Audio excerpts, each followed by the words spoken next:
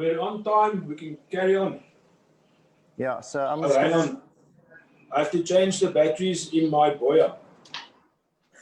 Oh, that's another thing, right?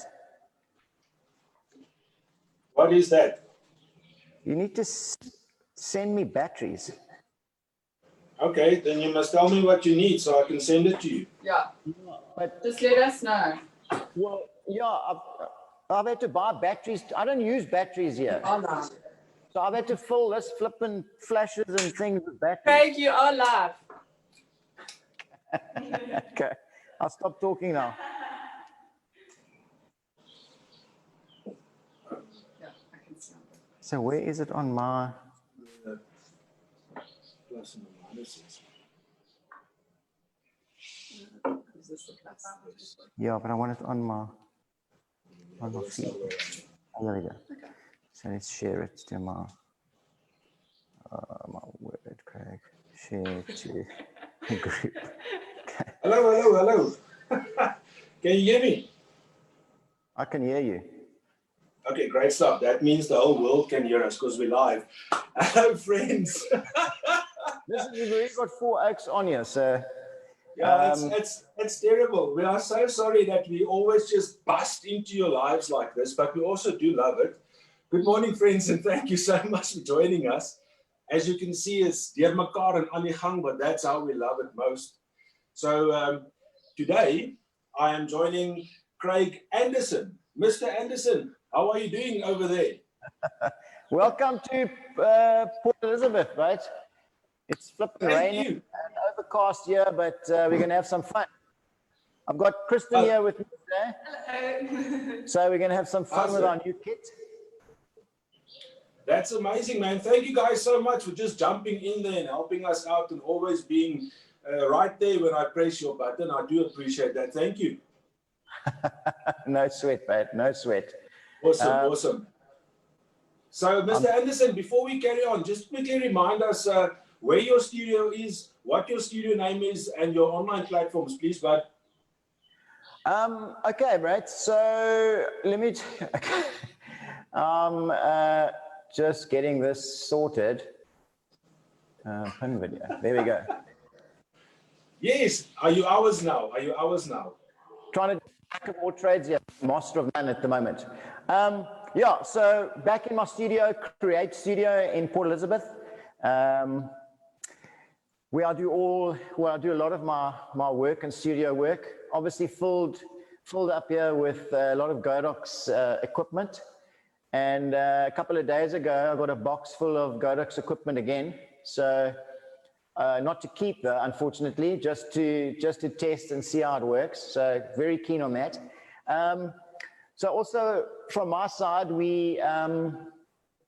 I run the Create Photography Academy, which includes all my mentoring and coaching and workshops and all that kind of stuff. A lot of the stuff gets done on Zoom live. So I'm busy coaching and mentoring people basically throughout the world, you know. So I've got a couple of people in the US, one in the UK, and then quite a few around South Africa. So it's been quite nice, and it's worked quite well with this whole Zoom and live thing and all that kind of stuff. It's kind of changed the way, it's not changed the way, it's just added another dimension to the business that I'm running here. So, and you kind of get to reach a whole lot more people, which is quite interesting. So yeah, it's been a lot of fun, you know. So I'm so grateful for you, dude, that you could actually also change with how things have been going, and actually now are tutoring and getting people to pay you in dollars and pounds and stuff. I mean, that's what you want, really. Yeah, unfortunately, when I launched this coaching and mentoring thing in South Africa, I've got some followers that are in the US and in the UK, so they jumped on it. So when they pay me, they pay me in rands. So my sessions cost them about $1.50, you know. So yes, yeah, you're just cheapskate, eh? The guy from the States, when he messaged me, and we've been following each other for a long time, he asked me to send me the rates. And then when I sent him the rates in rands, he messaged me back to say, is this in dollars or is this in rands? So I said, no, it's in rands. And he said to me, but this isn't money, man. So anyway. Oh, well, but it's Yeah. great that you can expand your business like that and then utilize the on-hand or the online environment to now also carry on, making a living for yourself. Yeah, but you got to be innovative, I think. If you sit in the corner crying about how bad it is outside, then it's going to be very bad outside and inside. That's so, true. That's true. Use the lockdown to just, try and do business differently. So, and yeah, hey, let's see. And I love doing this stuff. I'd love to do this more often. We will definitely be doing that. And with this whole conversation in mind that we just had, that's why we sent you that box, Craig. So, guys, today we are chatting quickly about a starter kit, entry-level kit that we want to offer to photographers that are starting out in the trade, and also a portable kit. So we took it upon ourselves to throw a few things in a box, and we sent it to PE. And Mr. Anderson, this is your cue. Catch. Yeah, it's always nice to find a box full of Godox equipment in at my office. So it's always nice. Everybody likes opening up new things. So anyway, let me tell you what arrived. So I've got basically a studio starter kit, which is I'm imagining it's quite an affordable starter kit for people to get started in doing studio work. And I can tell you that this is pretty much how I started with my photography. I never had all the fancy equipment. I had a flash and a shoot-through umbrella, and pretty much that's how I started. So let me start with this. Well, it comes in this awesome bag, man. Okay, so everything that I'm going to show you comes in this carry bag. It's got a nice handle that you can carry it easy with. It's incredibly light. It's got a nice big zipper in the front here, which you can get easy access to all the stuff that you want. It's got an opening on the top here, which allows you to get out the light stands. Everything inside of this thing is packed so awesomely. So it's not just, they've all got their separate compartments, which is amazing. So nothing rattles around, things don't get damaged. It looks like you can put your kit in here, open it out of the boxes, put it in here, and away you go. So that's how big it is. I mean, it's not a massive a bag. So bearing in mind, you're getting a whole lot of stuff inside of this box. This bag. So that's what's in the bag. Is just on that point, Craig, just on that point, when you opened that and you took that bag out the first time, how did the weight feel to you? No, listen, it's almost got no weight. Okay. In fact, I thought you sent me an empty bag. So no, it's extremely light, and it's an amazing thing. So I couldn't believe that when you told me what was in the bag. I really couldn't believe what was in the bag, and it was that light. So let me go through what I found in the bag. So let's start from the bottom up. So this is one of the light stands that's in there. Okay, very simple to use light stand. Okay, very light. It's got, like anything, it's got the extensions that we can use. So this comes in, you've got two of these that come in there, which is amazing. So two light stands. Up from that, we have and this. Those light stands are 2 meters tall. Sorry, Craig, I interrupted you there. Those light stands are, the height of them are 2 meters. Yeah, so let's extend it, and let's show the people how light, because this is quite an important aspect of this. So we get it to about there. Yeah, that is quite tall, eh? Yeah. I think it's quite 2 meters, but it's like maybe 1.8 meters. Okay. But that should be quite enough. It's not a train smash. This, you know what I mean. So let's not get hooked on how tall this thing is. It works. So and it's high enough for us to work. The next thing that we get is this little adapter, which is going to go onto the light holder. Sorry. It's called a speed light holder. Okay, speed light holder. See, I'm not very technical. Luckily, we've got Gerard here with us that can give us the technical terms. I've listened to a lot of Gerard on live, and he comes up with the incredible technical terms sometimes. So it's always interesting to listen. So this is what you get, which is great, which is going to fit on top of this. Okay, fits nice and tight, which is amazing. So you get two of those. You get two of these, the TT600s. Very, very simple to use. The amazing thing about this flash as well is that it's got high-speed sync, which is key going forward in your photography. You always want to have, if you're going to have a flash, you're going to want to let it be high-speed sync. And this one is. So you get two of these, which is incredible.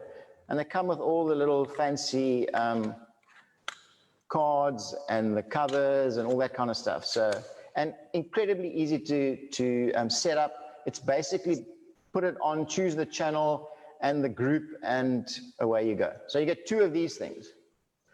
They come in this cool little pouch, which you'll fit into your bag and keeps your flashes safe.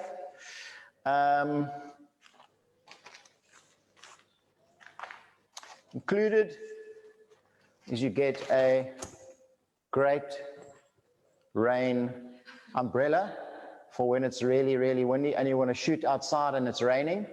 It's always cool to have an umbrella when it's raining. Keeps your kit nice and dry. Okay, so jokes aside, this is your shoot-through umbrella. Okay, it's not the biggest umbrella you're going to find, but it's adequate. You know what I mean? And I'm going to show you how this shoots. It gives you a really beautiful light. So you get two of these, which is amazing. Okay, let's close that up. Then lastly, you get the XT16 trigger, which fits onto your camera. Okay, gives you all the controls here that you need. You can increase the power, you can decrease the power, you can set the lamp, you can change the groups, all those kind of things you can do on this from here. So you can control these flashes from the back of your camera. Okay, so it's an amazing little trigger. Just as a side, that this trigger will also fire your 8300. Okay, so I tested that this morning, put the Godox 8300 on and used the same trigger, and it fired that strobe. So the nice thing and the beauty about getting into a Godox system is that you get, you buy a trigger and you can fire all your things that you want. It's not having to, and the beauty about it is that all the receivers are built into these products.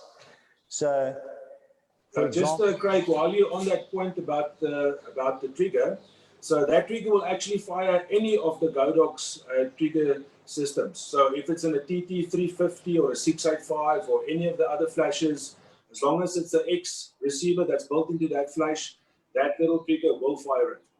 So the 600 and the 400 as well? All of them, all of them. Every little Godox item that you have in your studio, you should actually be able to fire. A moment, there's a... Okay, so a question just came in from Yves Matuba, and he would like to know, or she, I'm sorry, he, between the TT600 and the TT685, which one is the best, would you say? Okay, that's a great question, of course. Okay, mates, listen. I'm not the best technical guy around in the Godox family. And to off the top of my head, to tell you the exact specifications of this flash compared to the 685, for me is very difficult. Great. Yo. I'm gonna butt in there. Yeah. Can I quickly just handle that question? Yeah, cool. All right, so the main difference between the TT600 and the 685 is the fact that the 600 is only a single pin flash. So it does not read all the information that the camera can supply. So it does not have TTL function. The 685 does have the hot shoe that reads all the information. Yes, thank you, Greg. So that is the single pin flash, the TT600, which allows it to work on any mount. I'm being attacked by a bee. On any mount, except obviously the Sony and there's one more thing. Oh yeah, the Canon 2000 and 4000D, but that's off subject now. The main difference is the 600 is a single pin flash, and the 685 has the proper hot shoe, so that reads all the information, and that has TTL. The rest of the functions is pretty much exactly the same. They both have a 60 guide number. They're both up to 200mm focal length. They're both high-speed sync. The main difference being one is TTL and one is not. Thank you, Craig. Brilliant, man. I couldn't have answered that question better than you, man. I'm so glad we can team up and do these things and go left, left, jab. Woohoo! Winner, winner! At least one of us can be technical, eh? So. And one of us can be beautiful and there with the model. So let's hit it. There we go. Okay, so let's show you what's happened here is, so I already set this one up. Okay, so it's on our light stand. You can see this. It seems easy to just carry around in the studio there. Yeah, listen, it's actually incredibly light, eh? So where is the... Maybe on that point, we should just inform all those outers there that when you're outside, it's always better to have something to weigh down that light stand with. Yeah, so when you start out, you get you need an assistant. The best assistant you can find is this. Okay. What's that assistant's name? This is just called Sandbag. Okay. So it's a great assistant. Unfortunately, this assistant is manual. So you have to basically tell it exactly what to do by carrying it around and putting it out. When you get on a bit, you can get an assistant called the Patrick, which is voice controlled. And basically what you can do is you just tell the Patrick what you want to do with the light and where you want the light to be, and then the Patrick automatically moves the light to the exact position that you want. So that's a whole different kind of assistant. So yeah, that's when you step up and you really become a little bit better then. Yeah. Okay, so let's talk there. So it's on the light stand. So I've connected that onto the light stand. The technical term is a speed light holder. There you go. On top of that, I've got the speed light.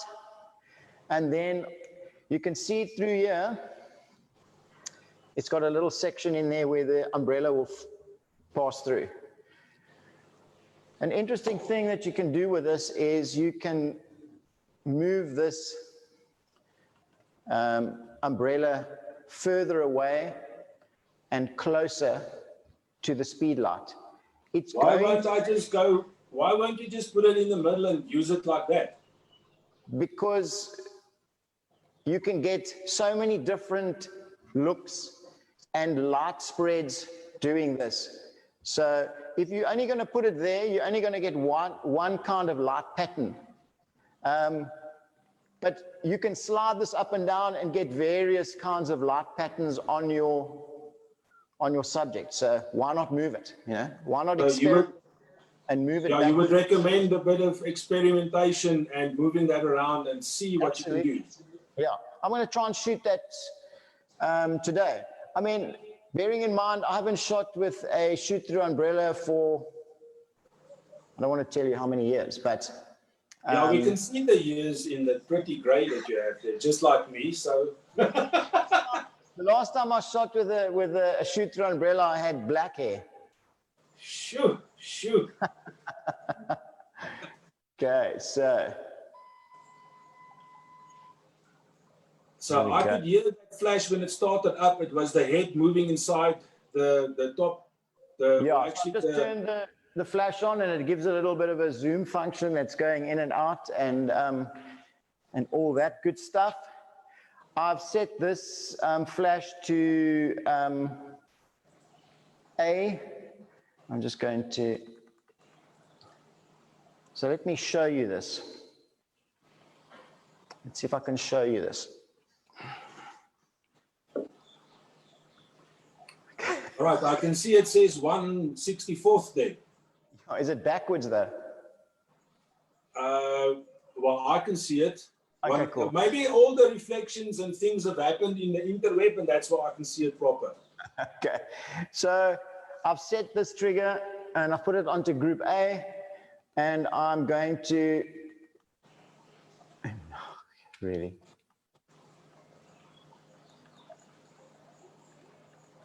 Okay, so now, you know, as soon as I bring it close to you, it doesn't work, mate. Okay, so here we go. So I'm going to control this light on there so you can see it's going to go to, I don't know why it's not working close to that. It could Can you be. still see it changing? No, it's a bit far, but it could be that, you know, that thing runs on a 2.4 gigahertz. So Yeah, I think it could be that there's some interference from all these things that we are going live with. There we go. Oh, I can see it change. Yes, I can see something happening there. So there I've got to a half and full power, and then I'm changing it on here. So you can see I'm clicking on here. Okay, cool. And it's changing it, goes right down to 128, and then obviously off. Okay. So would you really need to be able to move through all of those ranges? Would you need to go that far between like full power and 128?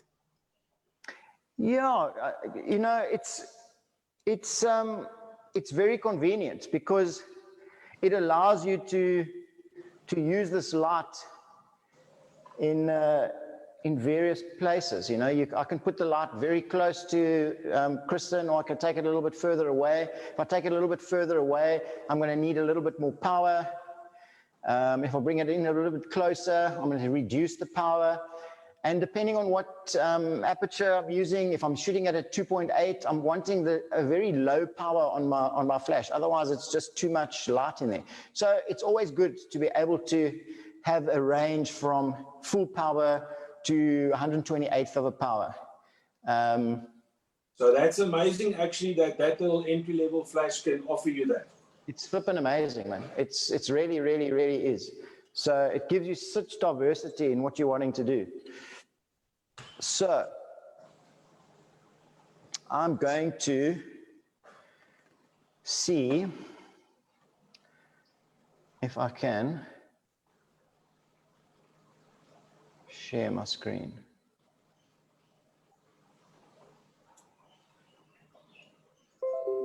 Hey, you're doing something. There we go. Okay, can you see that? Yes, we can, sir. Okay. So that was just this morning, the first shot. We just basically checked whether the lights were working and the triggers were set up properly and all that kind of stuff. That's always very important to do. That was your very first shot, just like that, boom. Yeah, basically set it up. I start off at a like a really common setting and then work from there. But yeah, it's always important. I will always do a equipment check before the shoot. Sometimes before the shoot starts, or maybe while I'm setting up and checking the lights, just to make sure that everything is connected, everything's on the right channel, the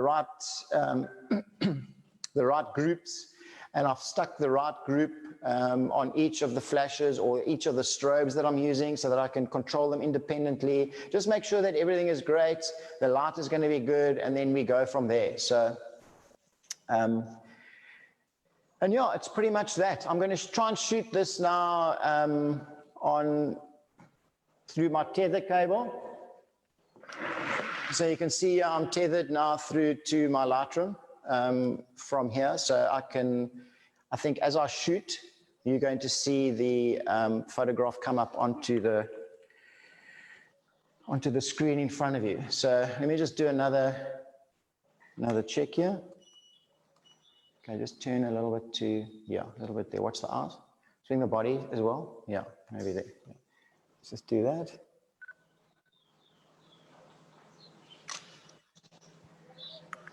Okay, so let's see how that turned out. Okay, so that's a little bit too bright for me. You can see there's quite a big hot spot on Kristen's face. I'm shooting at 1/32 power here. Craig, Yo. there's a question for you from Mr. Steve Castings. Hey, Steve. Hello, my mate. Why have you opted to shoot with black wardrobe and background for this shoot? Yeah, black and black. Black wardrobe, black background. Why, Craig? You know what, I love the black on black. So it's just kind of how I shoot. I like the mood that it gives. You'll see I'm shooting now with one light. So there's not a lot of light spill onto the black of the background. But what I'm going to do with my second light is maybe pop some light onto there and give it a little bit of separation. So we're starting off on the shoot. I'll always start off with one light. I like the black background. I think it gives my photos the kind of feel and look that I want. And then I'll play around with adding or taking away light to get the separation that I want. Either putting in a hair light onto Kristen or maybe just firing something back into the V-flat at the back. So yeah, it's just a personal thing. You can do this exactly the same setup on a white backdrop or my white wall at the back. You can do exactly the same. It's just a personal preference for me. So there's no other reason other than just I kind of like it. So I think, sorry, Craig, I think it's also important to me, I've mentioned it before, is just experimentation. Experimentation is going to give you something that you've never known you could do. Exactly. I think we got to stay away from, staying away from rules too much, So, Wow. And just experiment and let's see how nicely we can get and the different photos. I'm shooting for my clients. And, my style of shooting, people will book me because they like the way that I'm shooting. So I encourage people to find the things that they like or the images they like to take. And I think there's no right and there's no wrong way to do this. It's not wrong to shoot on a white background or a gray background or a red background or whatever. It's not wrong. Okay. It's not only there's not only one way to do it. I'm not saying shoot on black. It's what I like to do. So you guys out there, once you've got this stuff in your kit or in your studio, that's the time you can start experimenting and finding out, do you like a black backdrop? Do you like a gray or do you like a white? What is the style of photographs that you're trying to do? So right. I'm shooting. Steve just wants to know as well, will you be converting into black and white in post? Yes, I'm going to do that now. So I'm just trying to get the exposure correct for me. And then once I like what I see on the image, I'm going to convert it into black and white. And I'll show you what I'm doing. How far is that light now from the model? Okay, so let me go and show you, if I can. So we pretty much, how far is that? Like a foot. Yeah, 80 centimeters. A foot is 30 centimeters, eh?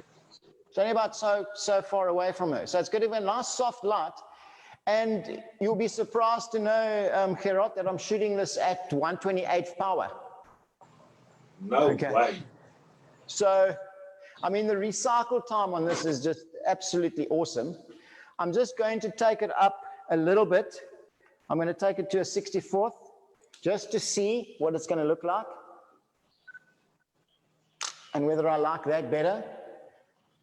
And yeah, okay. So I'm going to shoot this at a 64th. So that wasn't very hard to set up. You know, once you get to a point where you're going to start, it's quite easy. I'm going to just convert this. It's amazing how, you know, it takes you 4 shots and then you have taken a brand new kit and you've made it into amazing art. You know, it's crazy what the experience and grey hair can let you do, eh? I think it's more the grey hair than anything else, eh? Yeah, once you get grey hair, you can pretty much do anything. Oh my word, I'm so glad I'm in that space now as well. Okay. Okay, so then I'm going to convert it into, I've just picked one of my, my presets, which I kind of like on this particular photo. That is unreal to think that you created that with a little TT600 single pin flash and an XT16 trigger, which is our entry-level trigger, and boom, professional work. Exactly. I mean, there is no ways that somebody can look at this image once it's been, you know, put out there, that you can tell me what kit this was that I shot this with. So, you know, yes, you've got the 600 and the 400, and you always think to yourself, I need to get that light. I need to get the 400, I need to get the 300, I need to get the 600 because that's where I want to be. And I'm saying to you, you know what? I never started with all that stuff. I started with one of these. Okay. I had one of these that I bought, and I first started shooting just with this. When I started, I didn't even know you could get a shoot-through umbrella. And slowly but surely, my first objective was to get this thing off my camera. That's exactly what I wanted to do. That was my first mission. How can I get this thing off my camera? And then I went through the whole scenario of learning about triggers and how do the triggers work and which triggers I should use and which triggers were compatible. And you must remember in those days, there was a mixed bunch of things. You know, you're using one brand of flash, but then you had to use another brand of trigger, and then that trigger receiver used to fit onto the bottom of your flash, and then you used to take the transmitter and stick it on your camera, and some of them didn't, you couldn't talk to each other, and it could only work with one other, you know, it could only work with one flash, and then later on you got one that you could buy that you could maybe control 2 flashes, and so it was that kind of a learning curve. And then even when you put this on, you know, the big thing about using strobes is they're very small. It doesn't matter what strobe you're using, whether you're using a 600 or a 400 or a 300 or this TT600. This little section here is very, very small. And the rule of thumb is that the smaller the light is, the harder the light is, and the more shadows you're going to get. So your first point of call is you're going to try and make this little light bigger. And that's what umbrellas are for, that's what octoboxes are for, that's what soft boxes are for. They take a small light and they make it bigger. So just for example, if I use this light, that's how small the light is. If I shoot it through this umbrella, the light becomes that big because this whole thing becomes a light, okay? And when this whole thing becomes a light, then the light on Kristen's face becomes very, very soft. Okay. And when you look at that photograph on screen now, you'll see that it is a very soft. I'm sure you can't really see what I'm doing here. So let me just. Can you see the photograph of me, Gerard, where I'm showing you the stuff? I can see you in the bottom right-hand screen, yeah, but the main screen is Kristen. Okay, so let's stop that. Let me just say that Oh, again. there we go. Hello, Mart, I can see you now. Okay. So sorry about that, guys. I was talking to something, and I'm sure you can't see me. So I'll just quickly repeat what I said. The objective of this is firstly to get this thing off your camera. And then the only way you're going to get that is with the trigger. And the beauty about the Godox system is that you have one trigger and it's going to fire everything that you've got in your studio, from a 600 right down to this TT600, with no receiver that has to fit onto the back here. All of them have got receivers. Why do you want to get it off there? And the problem with a speed like this, what we suffer from is that the light is very small. And the smaller the light, the harder the light and the harder the shadows, and you get a lot of hot spots on your subject, no matter what you're shooting. So the objective is to try and make this as big as you can. And that's why we use octoboxes and softboxes and umbrellas, because we can take that small light. Craig, I'm going to just stop you there for a moment. Just turn your mic out of your shirt. We're losing you a bit there when you speak to us. Your shirt swallowed your mic. Is that much better?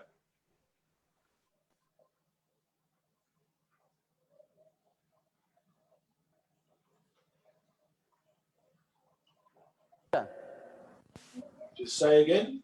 Is that better? Yeah, that's much better, yes.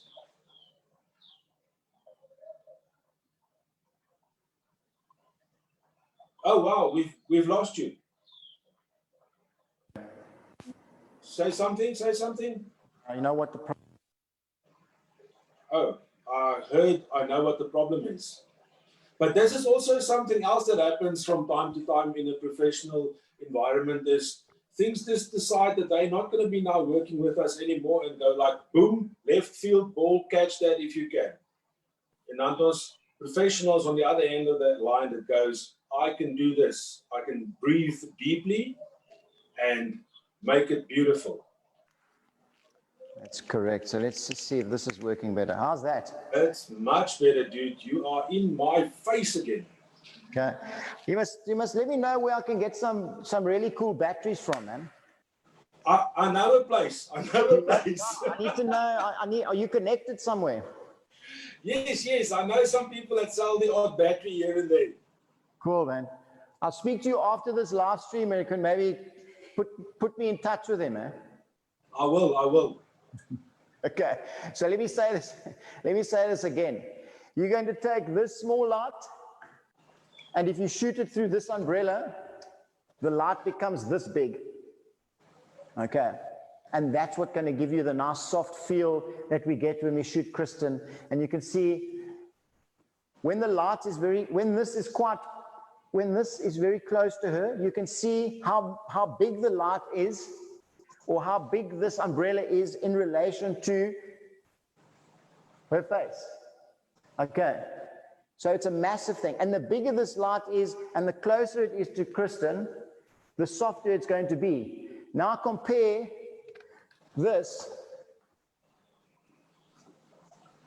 Okay. So it's a tiny light. In fact, Kristen's head is bigger than the light.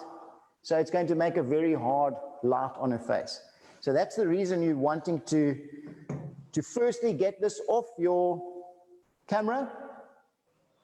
And secondly is to get yourself an umbrella that you can shoot through and use when it rains. And use when it rains. You won't be using it too often after that fact. I would recommend a real umbrella. The one thing that I must just explain to you is the difference between an octa or a umbrella. I can just disappear here quickly. Just a moment there. So there's a question that came through from Tyrone wanting to know where he can buy a tethering cable. Where would you suggest? I got mine from Autophoto. So they're specific cables, okay? So you need to look on the Tether Tools website, and it will tell you whether your camera is compatible, and it will tell you what cable you need to buy for your particular camera. So the one cable doesn't fit all cameras. So if you've got even in the Nikon range, one cable doesn't fit all Nikons. So you need to establish what camera do you have, and then go and purchase that particular cable. Otherwise, you're not going to work. Also, make sure that so the one end plugs into your camera, the other one end plugs into your USB, into your laptop or your desktop, and you have to make sure that USB in your desktop or laptop is either a USB 3 or a USB 2. Okay. If you've got a USB 2 in your desktop, you need to buy a tether cable with a USB 2. Otherwise it doesn't work. You can't use a USB 3 in a USB 2 and a USB 2 in a USB 3. It doesn't work. Okay. Perfect. Thank you for that, Craig. Luckily, Steve also gave us some information here where we can find those things. Thanks, Steve. Appreciate that. And then another question from Tyrone.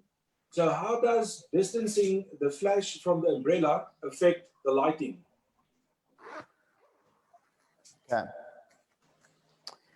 I'm going to answer that. I just want to finish this point that I was trying to make before. So if I can just finish that, I can put this thing down. Cool.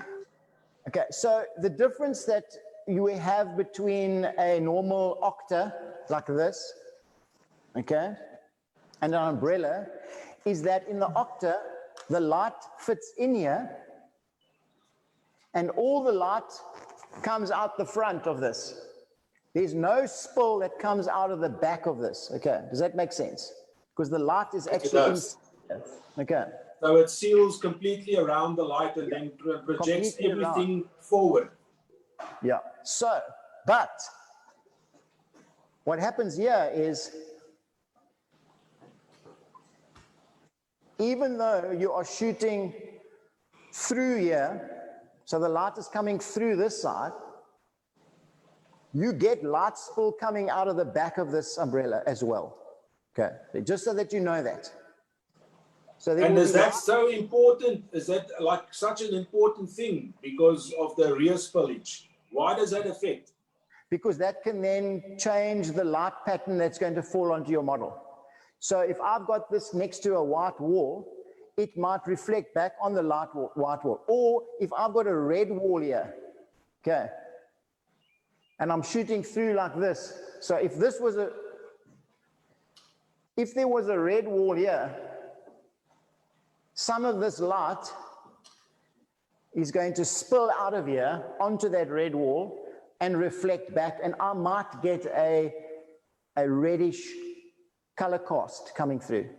Whereas if I use that octa, there's no light bouncing backwards and then bouncing back this way. You just got to know that. That is an amazing point, dude. I've never thought of it about that like that, or even thought that that would have such a big impact. But that is an amazing point that you just made there, and some information that you shared. So, well done. Yeah. Okay, so let's get back to Tyrone's question. So, let's just reduce this down a bit. So, the further I take this away, sorry, also the other thing that I've set the zoom on to is zooming it at 24. Okay, so it's got quite a big light spread. So your zoom function on here either zooms your light in or it zooms it out. So I think it goes to like 100 and something, and then you can actually zoom to 200, yeah.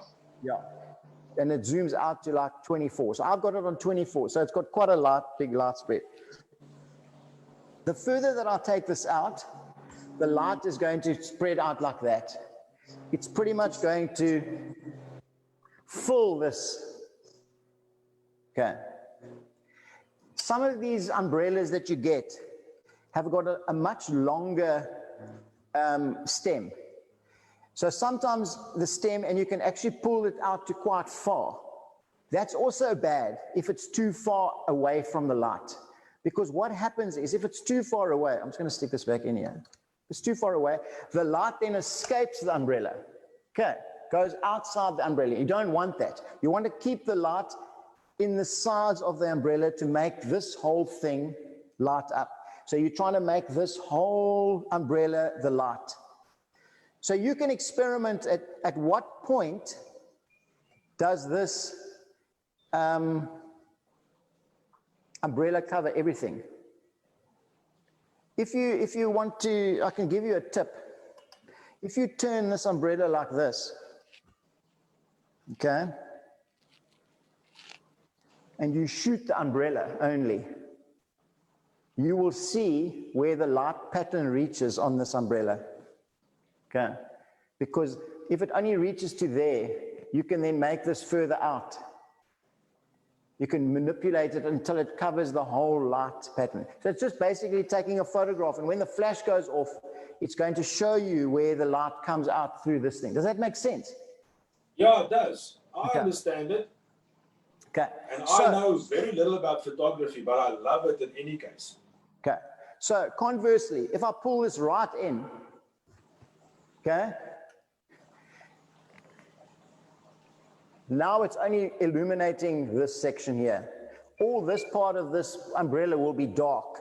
It will only illuminate this small section here. So if I'm looking for a much smaller light, okay, but bigger than the flash, so it's going to make a light about that big, I can then push this right in and then make almost like a very concentrated light.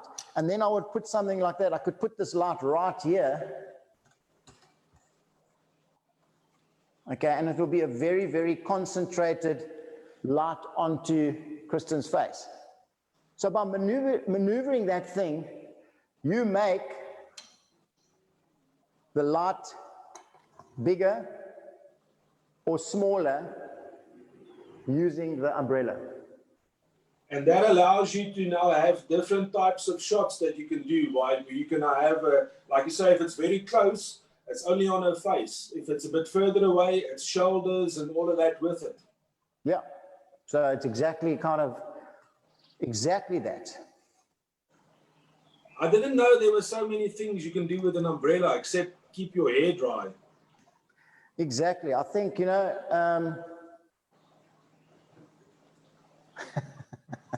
you can still keep your hair dry with this one. Okay, are you ready to maybe do some other, let me do some other shots. Now I've changed this. I'm going to flick back in here. Hero, just remind me if I don't flick back to this screen when I'm talking, because I forget that you can't see me when I'm there. Okay, so I've done a couple of different movements here. So let me just see if it's back on track for me. Okay, oh, wow, cool. Okay. Let's look, let's turn swivel there, looks, yeah. And let's like drop the chin a bit. There we go. That's it. Beautiful.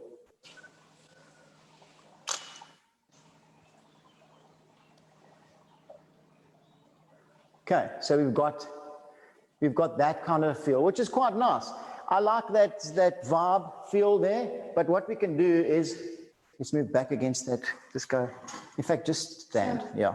So let's move that out the way, so we can just, we can maneuver you backwards and forwards.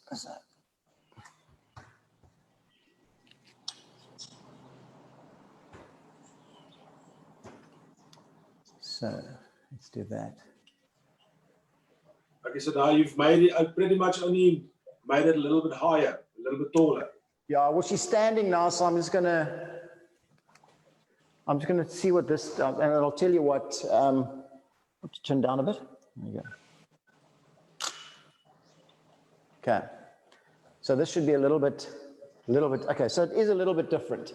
So what I've done here is, I've now, because I had Kristen stand or sitting a little bit further away from the backdrop, okay? Right, pin the screen. Huh? Change the screen pin. Oh, sorry. It's okay, we help each other. Okay, listen.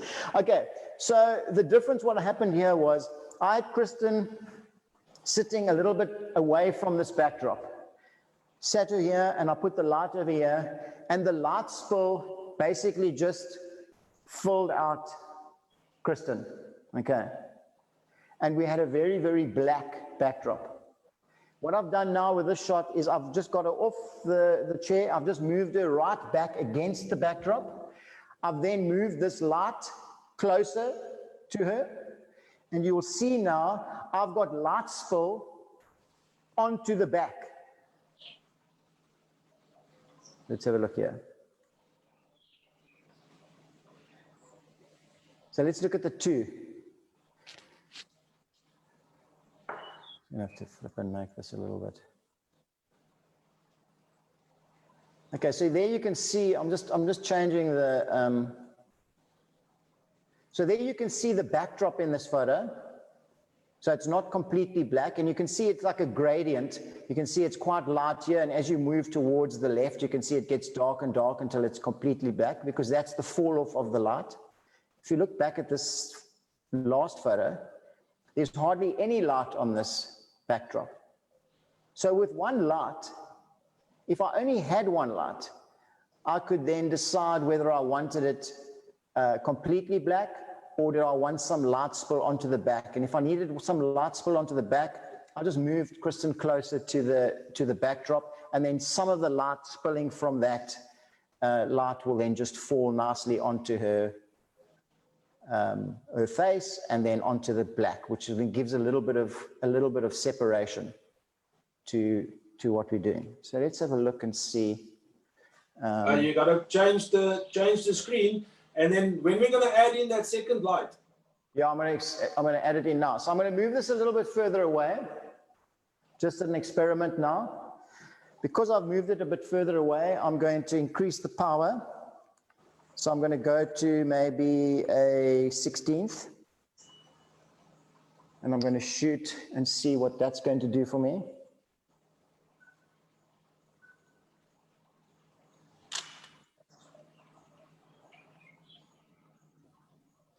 Sure. Okay, so it is a little bit too, let's do a 30-second. So, Mr. Anderson, before you carry on, there's a question here from Jethro Peterson. Hey, Craig, if you have more than one of these flash kits, can I set it up with one trigger? Yes. This trigger can hold, to F. So 1, 2, 3, 4, 5, 6. You can connect 6 different flashes on here and control them, each 6 flashes. But sometimes what you do is you put... hang on, change the screen if you want to demonstrate. Okay, so yeah. So yeah, you can have 6 flashes connected to that trigger, all controlled separately at different power settings, if you want. You can also group them. So you can have 2 flashes on group A, 3 flashes on group B, 1 flash on group C, 1 on group D, 3 on group F. And you can control them all here with you. So sometimes, people ask, why do you want flashes on the same group? Because you want to change the power at the same time. Okay. Sometimes you want the power to be the same. So when you change the power, you want both flashes to change. Sometimes you don't want both flashes to change. You want this one to be brighter and this one to be less bright. So you need to keep them on a different channel or a different group. That's going to allow you to do. And it seems to be quite amazing that you can use this little entry-level XT16 and hook up 6 different things, and there can be more than one thing in that group.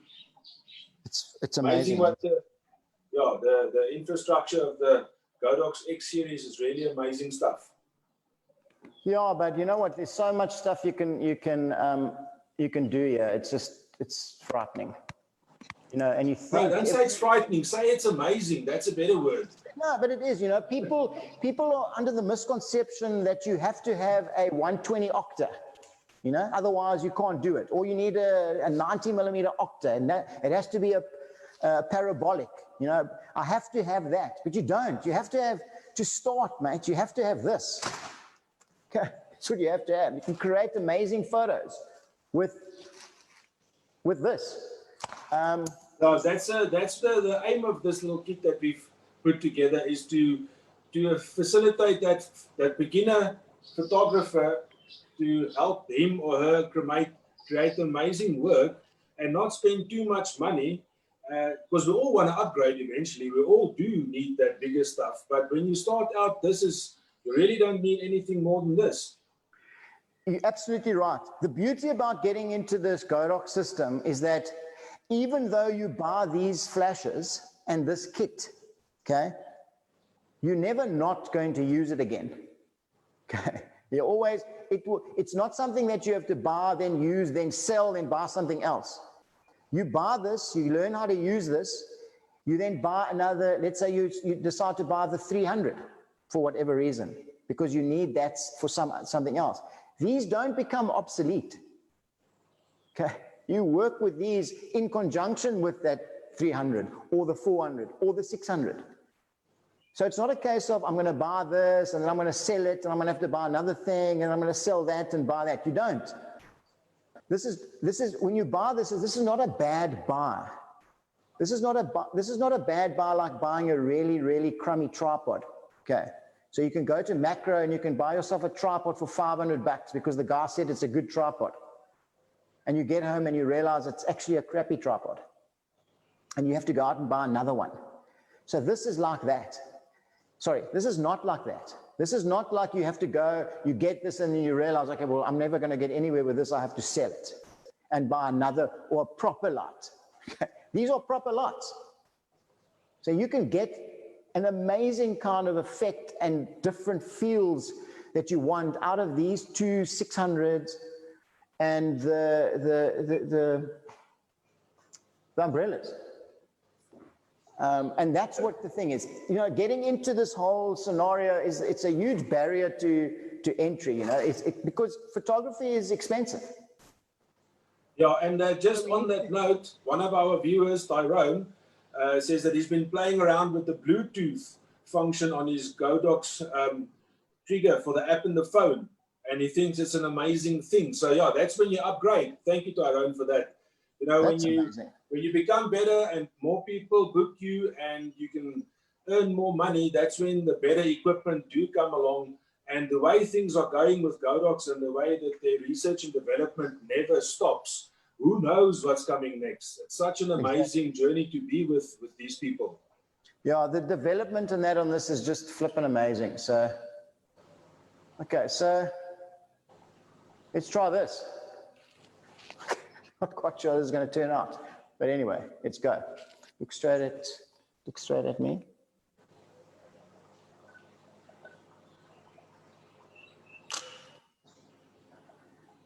Okay, I'm going to swap the screen again so I can see what I'm doing. Cool, cool. And that took you like 3 minutes. You put the other light on, you put it together on the light. There we go, poof. And there's the photo.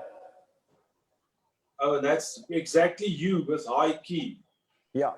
So what I've got here is, you can see on this photo, you can see I've got one light that's camera right, and you can see it's creating shadow and all that kind of stuff and a little bit of moodiness and all that kind of stuff. So all of these here are shot with one light, and then we quickly add in another light, and suddenly you've got a very different looking completely photo. different feel to it, yeah. Yeah. I'm going to just stop it down a little bit. See if we can do that.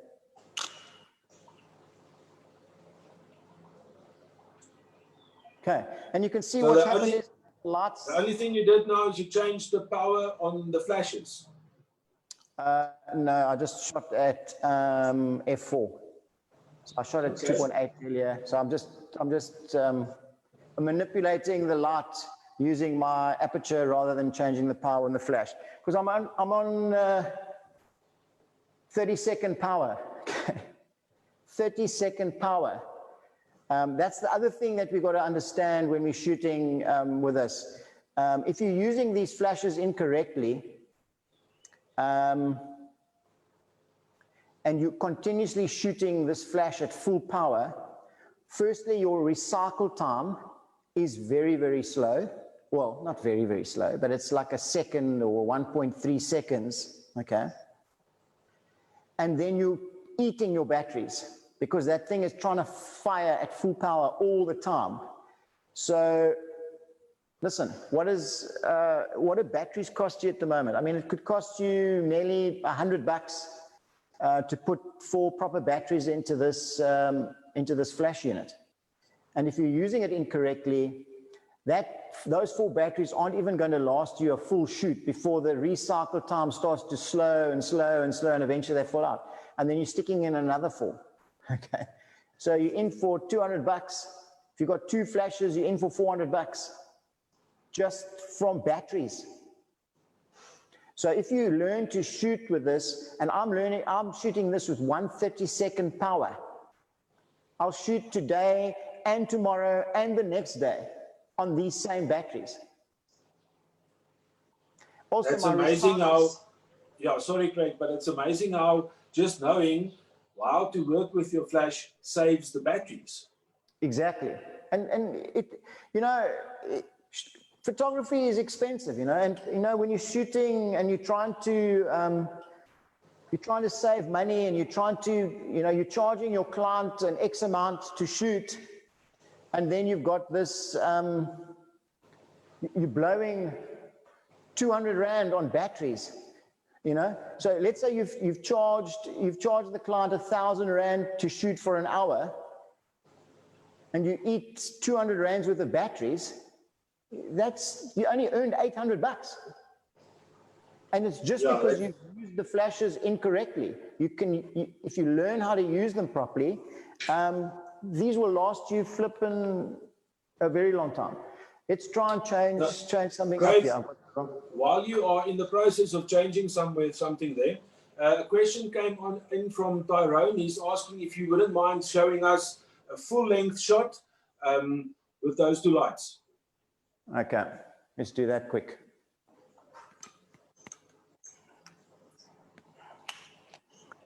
Let's go there. Let's go there. Come a little bit forward for me. Yeah. Okay.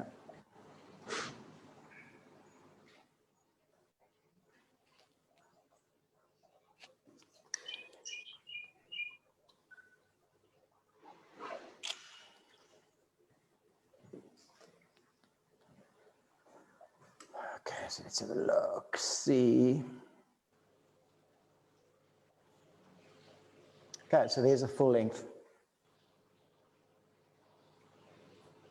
And you can see I've still got some nice light spill on the backdrop here, which is kind of a little bit of separation. It's graduated a bit down, so it gets a little bit darker here.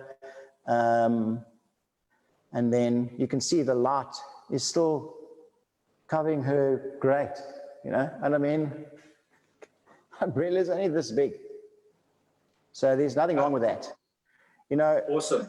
Craig, another question for you from Jethro Peterson. What camera and lens are you shooting with?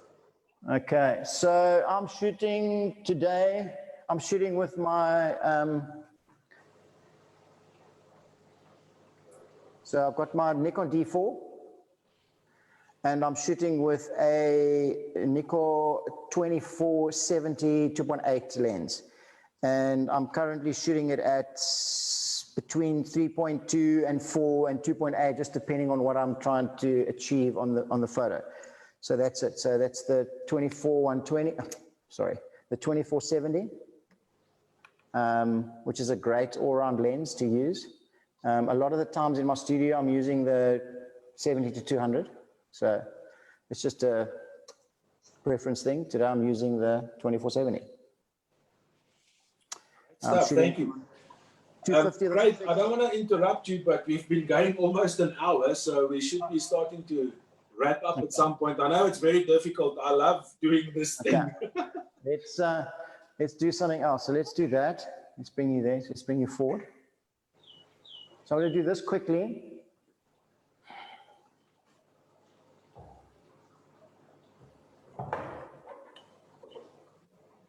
So I want you to look kind of that way for me.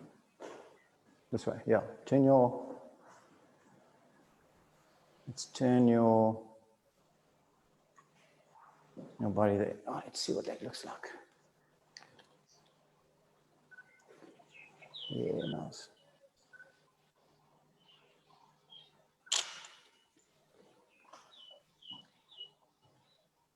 Okay. How's that? Sure. That's just from moving the one light around Yeah. a bit and the other one this way, and look at the difference that you get there. Okay, so what you've got, shit. Okay, let me just go back out of here. But I'll just swear. Okay. Okay. So what I did is I put the one light in front, and I've taken the other light and I've put it behind Kristen. So this light is going to fall onto this beautiful blonde hair and highlight it. It's also going to spill some light onto the back here. Okay. This one's a little bit too far away to spill onto here, but this one is nice and close that it will spill onto the back. So it does give a little bit of a gray, dark gray background. You've got a beautiful lit blonde hair here, and then this light is focused on there, and I'll show you quickly what it looks like. And there you go.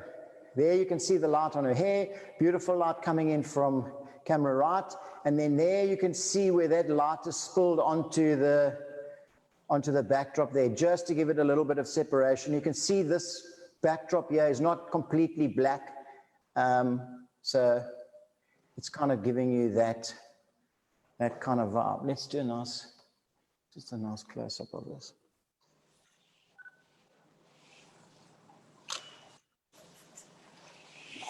So that works.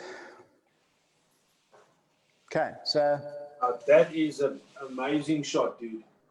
okay, so that's pretty flippin' damn simple. Let's do one more thing before we duck. I'm going to turn this off. I'm going to pull this right back.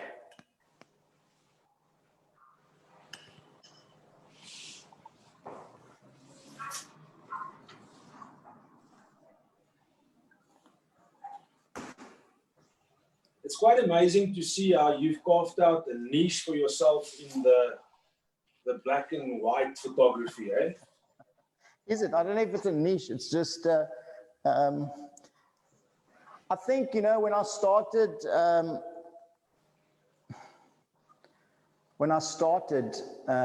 photography, we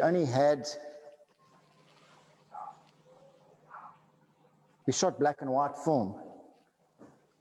And I love the look of that black and white film. So this is just a test, yeah? I'm not using a light meter or anything. I'm just going to see, and as I said to you earlier, I'm a bit of a, okay, that's too dark. Okay. So, see that? Okay, still too dark. So let's crank that up a bit. So go to 64.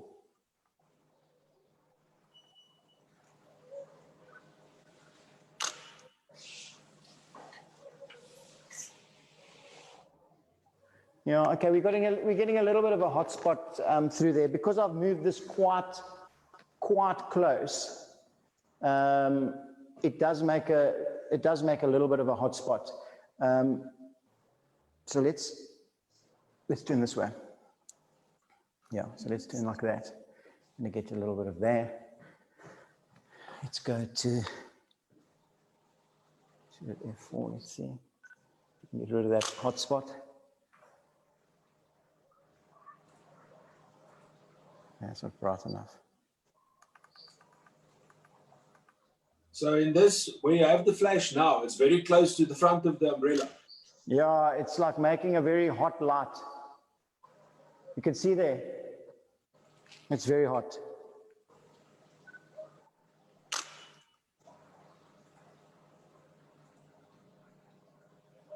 So I've made that light very small, so you can see how much bright it is here, like roundabout on her hair and stuff like that. So you kind of wouldn't do that, but exactly that. You've made it very, very close.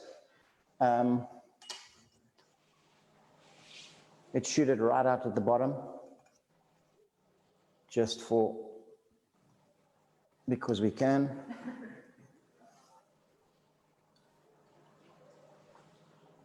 Let's do this. So this would now literally be you showing us the difference between having the flash right up against the front of the umbrella and then having the umbrella as far away from the flash as you can. Yeah. So now I'm going to push it right away and see what that's going to look like. So just sit on there. Yeah, just stick your hands up on there. Yeah, you know, Gerard, this is what I would do, just experiment with things like this, you know, to see what works and what I like and what doesn't work.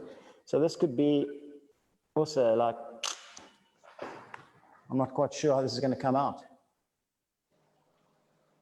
Oh, Okay, wow. Yeah, it's a bit too angled down, so it's not.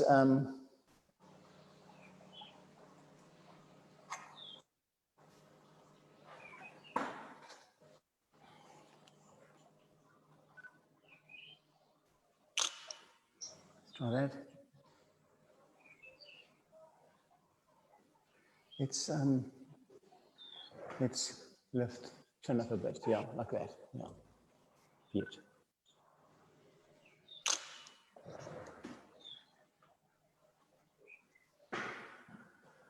Okay, so there's another kind of look that you've got. And listen, it's kind of, it's endless, man. You know what I mean? I could sit here for another hour playing and just changing looks. And you can see just by moving the light around, moving the one light around, adding in another light, putting the two lights together, making them opposite each other, you're continuously just getting different looks and feels. And what I'm trying to impress upon you is that nothing, Kristen, has stayed in exactly the same place. Okay. So she's come here, she sat down. The only thing I've asked her to do is either sit on the stool, stand up, or sit on the chair. That's all I've asked her to do.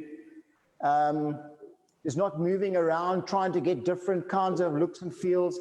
What I've done is I've set up my lights and I've created the different looks and feels by moving the light around and bringing it closer and taking it further away, adding another light in, putting the light at a different angle, taking the second light, putting it behind her, moving her backwards, moving her a little bit away, depending on how much I want the light to spill on. This is all. And listen, man, you're asking me to stop now because we're running out of time. But I'm trying, but it doesn't seem that I'm getting it right. So, as I said, I can carry on here for another hour doing this and creating different looks. So, okay, but let me ask you this, Craig. I'm interrupting you there in the middle of your sentence, but from your point of view, from a starter kit, yes or no on this little kit that we're trying? Gerard, it's a massive yes, and I'm not just saying that because I wish I had this kind of kit when I started out. When I started out, we didn't have this kind of stuff. Everything was, you had to buy, as I said earlier, you had to buy that trigger with this receiver to shoot on this flash, and then you had to get this stand, and it was like you had to go and buy bits and pieces, and hopefully that they worked, and then when you bought yourself your second flash, you realized, okay, well, that trigger is not triggering this flash anymore, and it's a nightmare. So you ended up buying things, and I've got triggers lying in my drawer here from when I started that are obsolete. Whereas when you get into this kit, you've got everything you want, and you can be up and running on day one. You can start experimenting from day one. There's no massive learning curve about how to sync it and put it on and switch them on, and it's nothing like that. You can set them up. If you understand how light works, and you can control the light, and you can understand what it's doing, this kit is a must. It's everything. You can get yourself going. You can start becoming a portrait. You can use this at weddings. You can go anywhere you want. It's all coming in this tiny little bag, Matt. And the price point on this will be, guys, Greg, for you to give me an opinion, and this will be 5,995. So for R5 less than 6,000, would you think that would be something that would work? But you just got to look and see what you get, man. I mean, you're getting two two flashes. Two flashes for under $6,000. Huh? Two high-speed sync flashes for under $6,000. That already is a good deal. Okay. That's great. Then I'm throwing into whatever your technical term was, your flash holder, and I'm throwing into umbrellas, and I'm throwing in a bag. Awesome, awesome. I'm so glad that you're so pumped about this kit. That's awesome. Some of our friends out there have asked where they are they available? So no, we've sprung this on our dealers as a surprise as well.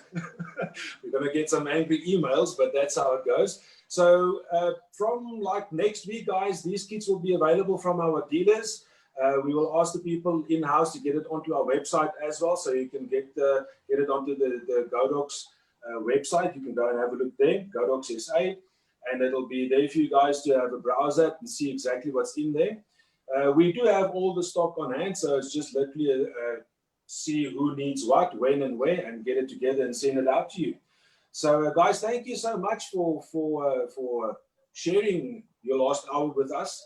Mr. Anderson, you and Kristen over there, thank you guys so much, and for giving us your time and just jumping in there and showing us what these kits can do. Any more questions? Is that before we go? At this point in time, nothing yet. Okay. So we seem to have handled all those. So okay, yeah, great. Thank you so much. We really do appreciate the fact that you can press your button and you always jump at it to help us out. Thank you, Kristen, for the great smiles and the help over there. And then, guys, this is our last live stream for the year. We will be back next year on the 15th of January. Then we will start out again. I want to take this opportunity and say thank you guys so much. We never thought this would be what it is. It's become a great thing. We all love it, but it's because of your support out there and you folks watching our vids and liking it and commenting on it. So thank you so much for that. It's been amazing. Friends, look after yourselves this festive season. Stay safe. We want to see you all back here next year. Mr. Anderson, thank you, brother. Take care. Thanks, bro. See you next year. Bye. Okay. So let's get out of here. Press the button. Make it stop.